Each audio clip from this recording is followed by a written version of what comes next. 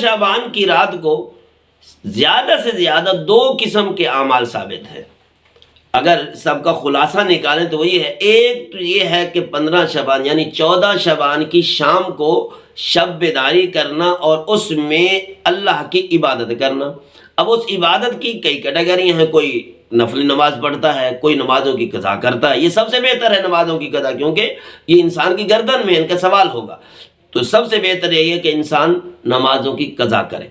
اور اسی طریقے سے قرآن پڑھے، تسبیحات کرے، اللہ اللہ کرے۔ ایک تو عبادت یہ ثابت ہے، اس میں اگر انفرادی طور پر کوئی صلاۃ و تسبیح پڑھنا چاہے تو کوئی حرج نہیں ہے، لیکن اس کے لیے جماعت کا اہتمام اور جماعت کی تاکید، لوگوں کو دعوت دینا تو اتنا ثابت نہیں ہے کہ اس کے اندر زیادہ سے زیادہ تاکید کریں، فرضوں کی طرح اس کے اندر بھی ذرا اہتمام کریں، تو نفل کا اہتمام اتنا نہیں ہوتا، کیونکہ بنیادی طور پر نفلی چیز اختیاری ہوتی ہے، تو اختیاری چیز کا اہتمام جو ہے فرض کے انداز میں نہ کیا جائے، یعنی ہر چیز کے اندر فرق رکھنا چاہیے۔ باقی اتفاقاً کوئی اس طریقے سے کسی عمل کو کوئی اکٹھے کر لیا جائے تو بہرحال فرضوں کی طرح نقالی نہیں ہونی چاہیے۔ تو صلاۃ و تسبیح کا میں عرض کر رہا، یہ انفرادی عمل ہے تو اس کو انفرادی حد تک ہی رکھنا چاہیے۔ تو صلاۃ و تسبیح پڑھ لیں، یہ قرآن پڑھ لیں، تسبیحات کر لیں، اللہ اللہ کر لیں، استغفار کر لیں، اللہ سے معافی مانگ لیں، تو جو بھی ہے یہ ایک تو عبادت کا یہ عمل ثابت ہے شب بیداری کے اندر، یہ بھی اتنا کہ فرض نماز صبح کی فجر کی نماز قضا نہ ہو، اور دوسری چیز یہ ہے کہ قبرستان میں جا کر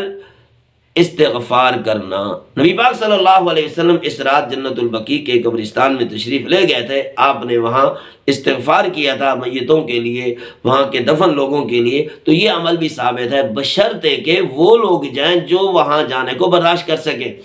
آج کل ذرا ذہن بنا ہوا ہے جنات کا ذہن، کہیں بھی کوئی تھوڑی بہت پریشانی آئے تو پھر کہیں ہمارے اوپر کسی نے جادو کر دیا، تو یہ چیز نہیں ہونی چاہیے۔ پھر جب جانا ہے تو سائڈ پہ کھڑے ہو کر استغفار کر لیں، ضروری نہیں کہ قبروں کے اندر آپ گھومیں، بلکہ ایک نہیں 2-4 آدمی اکٹھے ہو کے اگر چلے جائیں گے تو یہ یعنی حادثات سے بچنے کا ایک آسان طریقہ ہے کہ اس سے بھی بچ جائیں۔ اور سب کے لیے باب آدم علیہ السلام سے لے کر آج تک جتنے مسلمان قبروں میں پہنچ چکے ہیں سب کے لیے بخشش دعا کریں، بلکہ جتنے فوت ہو گئے ہیں، کیونکہ کچھ لوگ بیچاروں کو قبر نصیب ہی نہیں ہوئی،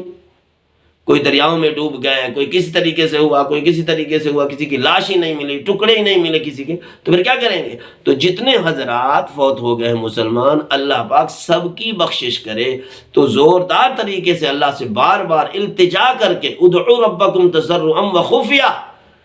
عاجزی انکساری کے ساتھ اور لجاجت کے ساتھ ایسے مانگے جس طریقے سے نبی علیہ السلام کے بارے میں آتا ہے کہ آپ عبادت کے اندر بعض دفعہ کھڑے ہوتے ہیں، آپ کے سینے سے آواز ایسی نکلتی جس طرح ہنڈیا پکتی ہے تو شاں شاں کی آواز ہوتی ہے، تو آپ اتنی گہرائی کے ساتھ اللہ سے مانگا کرتے تھے۔ تو 2 چیزیں ہو گئی، ایک قبرستان میں جانا اور وہاں استغفار کرنا، اور دوسرا رات کو شب بیداری کرنا اور اللہ کی عبادت کرنا، کوئی بھی جائز طریقے کی عبادت ہو، بشرطے کہ فجر کی نماز قضا نہ ہو، تو یہ دونوں باتیں کر سکتے ہیں۔ اللہ پاک عمل کی توفیق عطا فرمائے۔